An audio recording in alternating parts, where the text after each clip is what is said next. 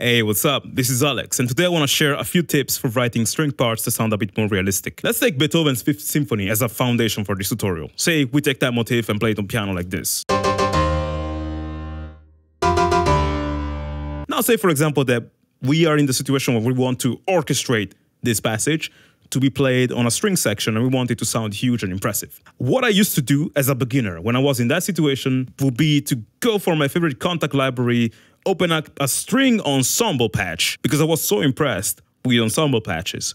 They were so simple to use, they sounded huge right out of the bat. That's all I wanted. So I would open a string ensemble patch and I would copy paste those notes.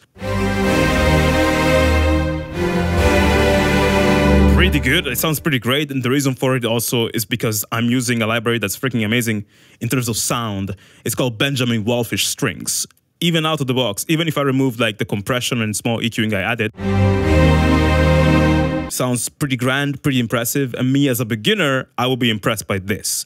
But now that I know a little bit better, I can hear this and feel like, oh, when I listen to Beethoven's Fifth Symphony played by an orchestra, it sounds like it bites more. And this library, if I just do marcatos in this way, doesn't bite as much. When you're a beginner and you're faced with this situation, it's very easy to think, okay, I just need to crank the volume louder. I just need to compress the strings a lot more. Let's try to do that. I'm gonna crank the compression up, see what we get.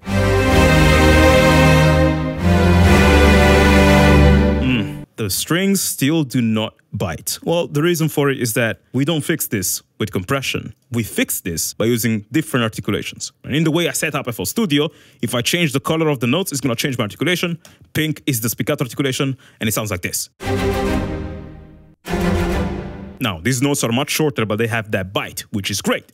If I play them together with the marcato, we get a hybrido too. The way they blend in and they layer, they now sound like a marcato that starts with a lot of bite. Even though what I'm actually doing is overlaying the string ensemble playing those spiccato lines together with the same string ensemble playing marcatos. This is something that you kind of have to do with libraries to solve the situation where an articulation maybe doesn't sound powerful enough. If you had a real person perform this, you could just ask them to just put a bit more emphasis on the bow when they attack those notes and then blend into a marcato later. But because we don't have that level of freedom with our libraries, we have to get creative. And sometimes the way to get creative is by merging articulations or layering them together. I have one more tip that I wish I heard when I was a beginner. When I was a beginner, I was trying to write orchestral music that would sound larger than life. And for that ideal, I would always use patches where every single note I used would sound massive out of the box. Like this C5, G3, or this one. They sound huge because of this ensemble patch I'm using. The reason for it is that when you open an ensemble patch, every single note contains the sound of all the instrument in that instrument family. In this case, it's a string ensemble patch, so every single note contains the sound of a cello section, a basses section, viola section, violin 1 section, violin 2 section. Every single note. And that means that every single note corresponds to the sound of around 20, 25 instruments playing. That may not sound like much, but when you take a chord like this that has 6 voices, that means that we are playing with around 180 instruments. That's insane. Like, that's why it sounds huge. That's why it sounds overblown. And when we take the string ensemble by itself like this, it sounds awesome. However, the problem I ran into as a beginner is that because I was trying to make sure that every single note I use has as many instruments in it, that meant that my strings sounded massive. And so when I wrote for brass, I had to make sure the brass was louder than the strings, which were already at the peak loudness in my mix. And when I've added percussions, I needed to make sure that it would be even louder than the brass. And then when I had the choir, it needed to be louder than the percussion. So like, it would be basically a contest for who can break the barrier of sounds between the instruments that I'm using in my track, because every single instrument I'm using in my track is trying to sound more massive than the previous one. And they're all insanely big because they're all ensemble, they're all huge. So what I would recommend to do sometimes is, instead of writing huge amount of notes for an ensemble patch, sometimes it's good to open the separate instrument sections and divide that chord passage into them. So for example, instead of having all the string instruments do this together, I may take a double basses patch and only let it play the lowest voices here. Then I could have a cello play like the intermediate voices. The violas could be these ones on top. And then I could have like a quieter second violin ensemble playing the top note. And when we put them all together, we get something that is a bit more gentle, but still powerful. So to summarize, if we play this 6-note chord with the string ensemble patch, we get 180 instruments. But if we split them like I did here, we get around 40 instruments. That is why it sounds a bit smaller and less powerful. But this means that if I want to add a brass section on top of this, I have a lot more real estate. My brass is not going to have to fight for its dear life to be noticed in the mix, because it's not fighting against 180 instruments, it's fighting against 40. And that leaves me a lot more headroom for me to add more orchestra, more sound, more definition, more articulation, more effects, more everything, because I have the space. Of course, if you're writing the most aggressive, ridiculous trailer music full of like crazy trailer sounds where you have these massive hit sounds, well, then you have to make sure that your strings sound as powerful as those hit sounds. That may mean that you gotta use a string ensemble where you have 180 string instruments doing that marcato chord, right? But that's not every situation. Does that mean that using string ensembles is bad? Not at all, not necessarily. But all I'm saying is, when you're using a string ensemble, you should be careful with what you're doing, because it can really unbalance your track.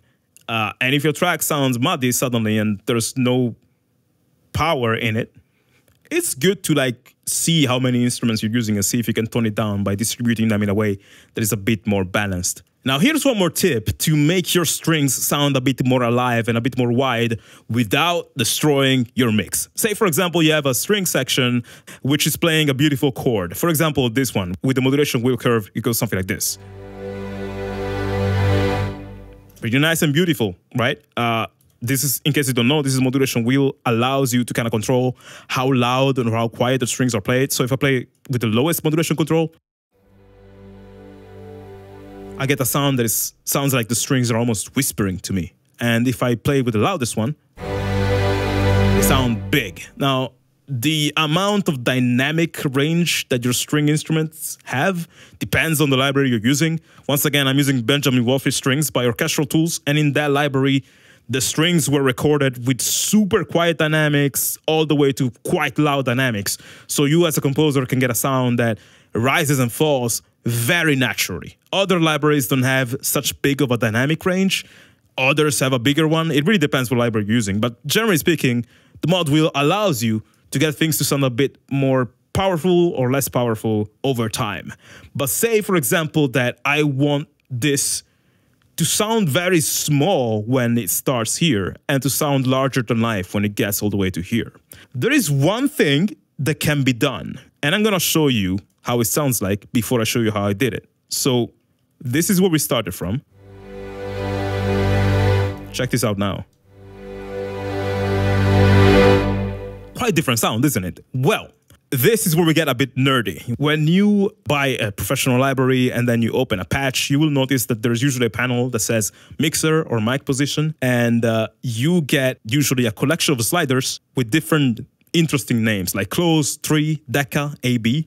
And if you're a beginner, you may not know what that all means. I surely did not know that as a beginner. They are mic positions, meaning when these libraries were recorded, there were microphones around the room. And when you basically change this, you change how much signal from which microphone you are basically using in your string sound.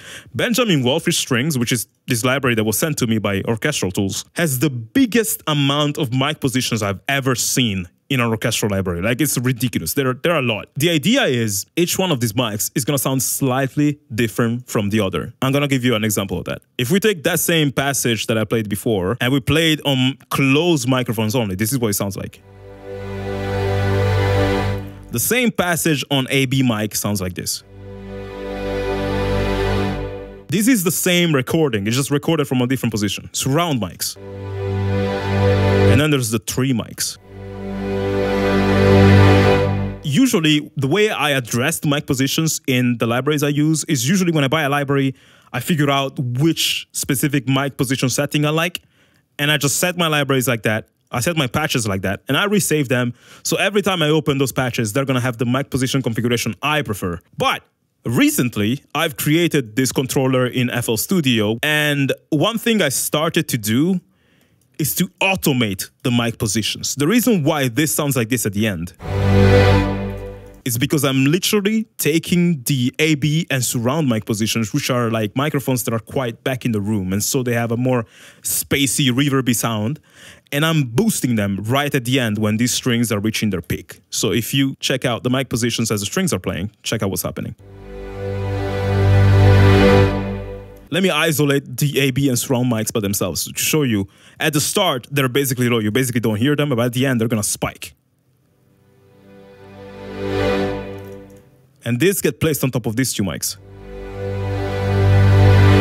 So I'm kind of using the close mic and the tree mic as a foundation. They're always quite loud in my mix, but the AB and surrounds, they are following this automation, which is boosting them right at the end here. And that is why here we get this jump and suddenly it sounds so big. And again, is this a massive change? No, this is a small change. But if you start to apply this sort of techniques on every instrument and you apply them with a specific logic, suddenly your track is going to sound a bit more alive. And this mic position trick is something I started to use only recently. Now you may be asking yourself like, okay, but how do I do this? Well, it's not always easy to set your mic positions in a library to be automated like I did, but usually professional libraries allow you to link your mic positions to the mixer in a way that is easy for you to use. Let's take, for example, this high strings patch from Metropolis Hark, and it sounds like this. Right?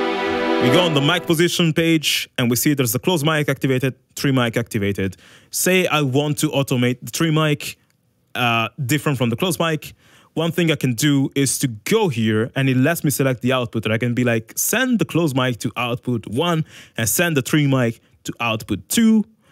And I'm gonna activate the AB mic and surround mic. I'm gonna send the AB to output 3, surround to output 4. Then I set my contact in a way where each output goes to a different mixer track. So now, if I play notes on these patches, the output is split. The first channel is the close mic, this is the tree mic, and the surround. And this literally allows me to mix the mics differently if I want to, or I can just, you know, build automations for these mixer sliders and just do the automation trick here from my mixer. That is one way you can set this up.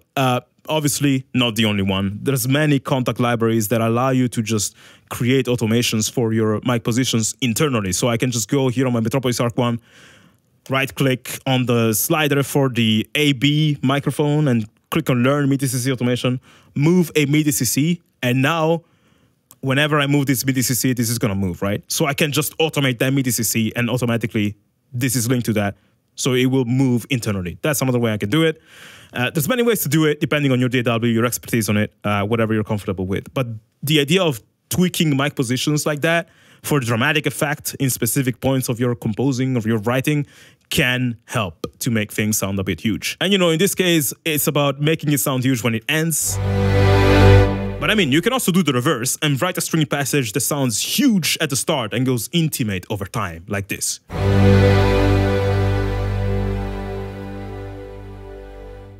And I mean, these are extreme examples, and most especially, you may argue, well, this is just a very fancy way to do volume automation.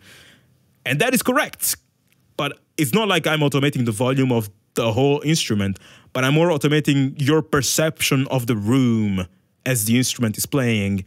And as a consequence, it sounds like the instrument itself is going from something larger than life to something smaller and intimate. I do not think that when you go to hear an orchestral concert, there's a mixing engineer behind the orchestra which is tweaking the mic position, microphones or whatever. I don't think that's what's happening. I don't think this is a representation of the real sound of an orchestra, probably, but that doesn't mean that we're not allowed to use it. This is a very gentle way to make things sound larger or more intimate without destroying their nature, because you are using the sound, the natural sound of the room they were recorded in. So that is one thing that can be done.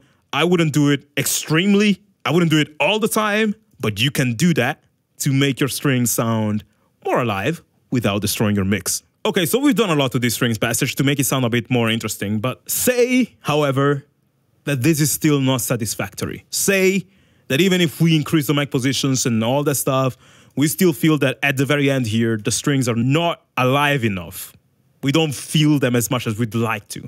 What is one thing that we could do that will make this very final second more sparkly, more powerful, more alive, more detailed, and more realistic? Well, I have an idea. Let me play it for you and see if you can tell what changed. That sounded a lot more interesting, didn't it? And the reason for it is that not only we have the strings where the modulation wheel changes over time and makes them rise in terms of dynamics, but we also have this.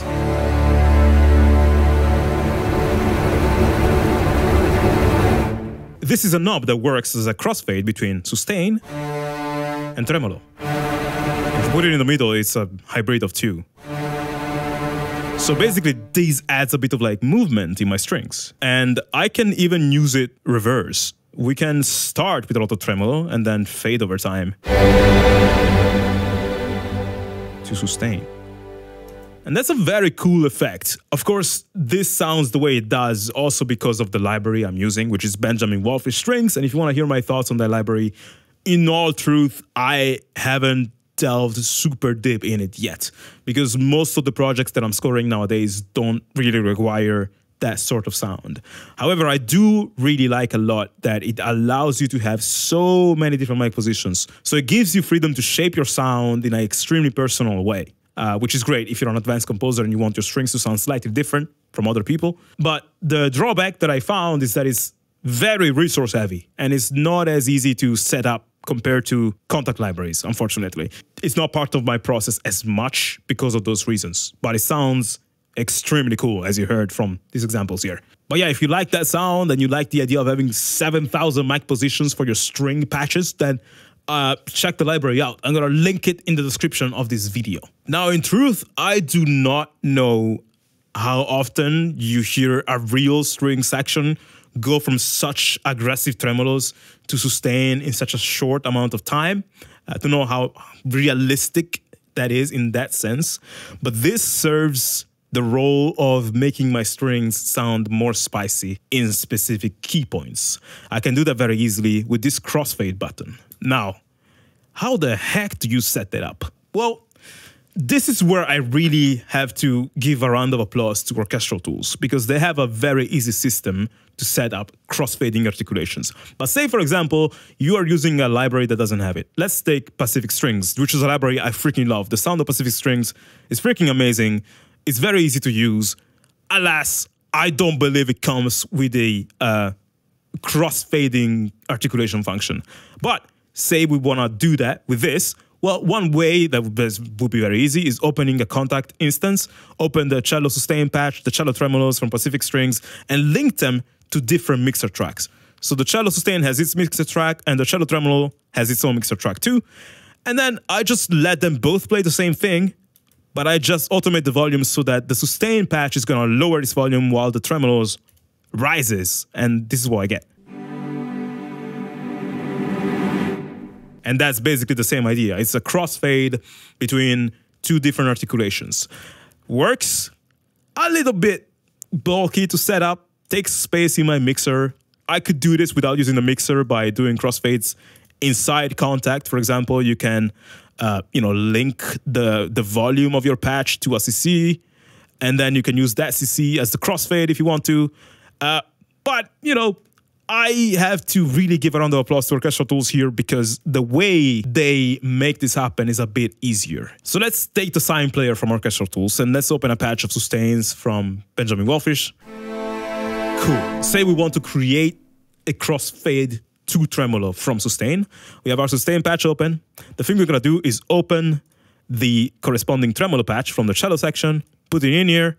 And now I could switch between sustain and tremolo by using the key switch here. But one thing you can do is create that crossfade. And you do this by going on Performance, and you set switch mode to poly, and then you click here and you make sure that it's on crossfade. This is on CC.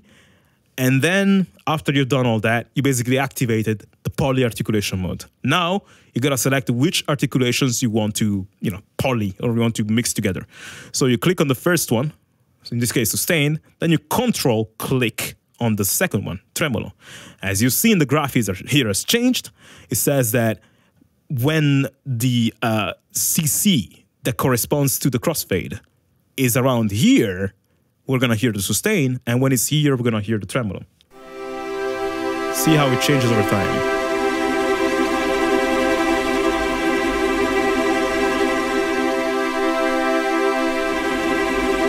You have total freedom. Now, the thing I love about this is that it's highly customizable. Say, for example, that I want to have a patch where the strings play sustain as long as their dynamics and modulation are low. But when the modulation wheel reaches the peak, suddenly they become tremolo.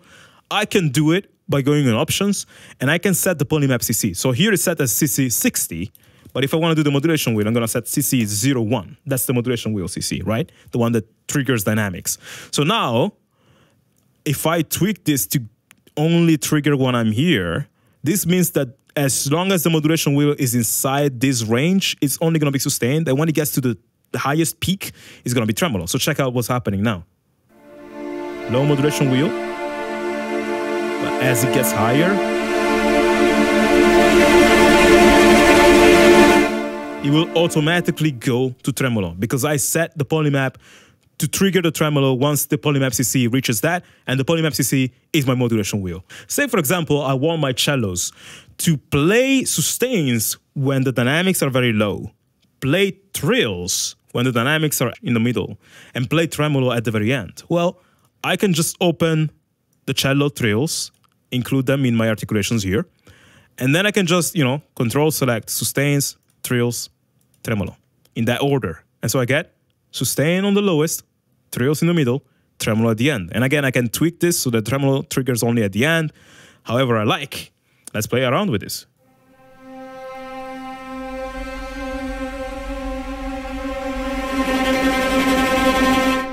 That is pretty cool, honestly.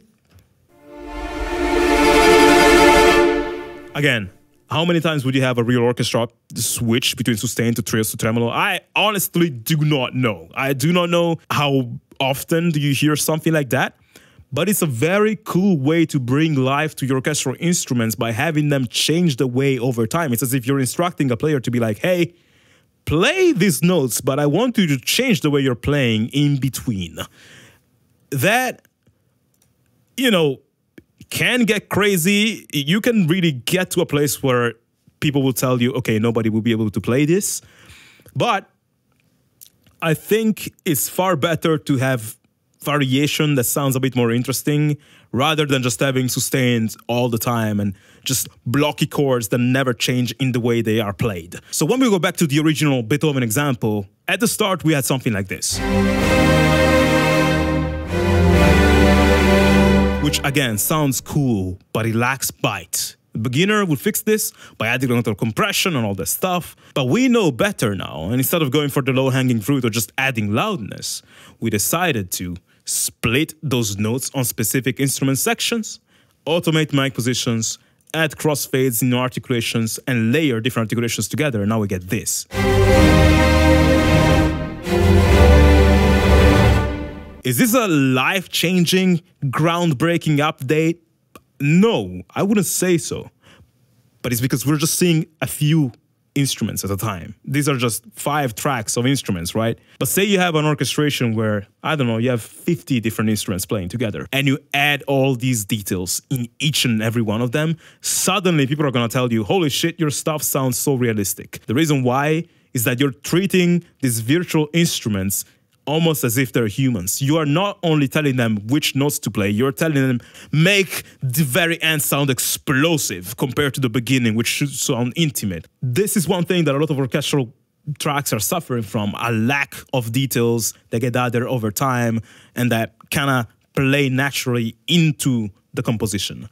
Because we try so much to compensate with technical stuff like compression or whatever, when sometimes the answer is, oh, our stuff is just dead.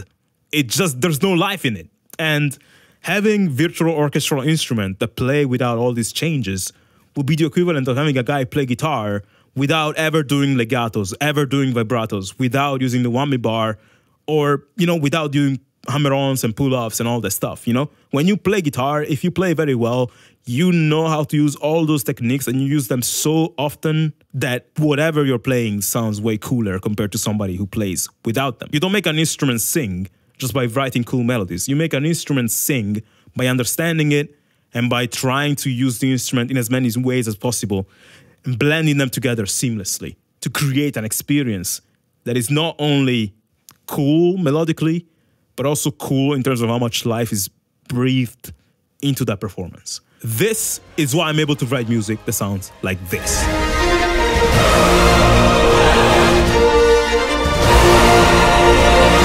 Now, if you made it to the end of this video, congratulations. You may be the 1 person out of 100 who actually seeks information. I know this video was not easy to watch because it felt like the stuff I was doing was so subtle and not necessary.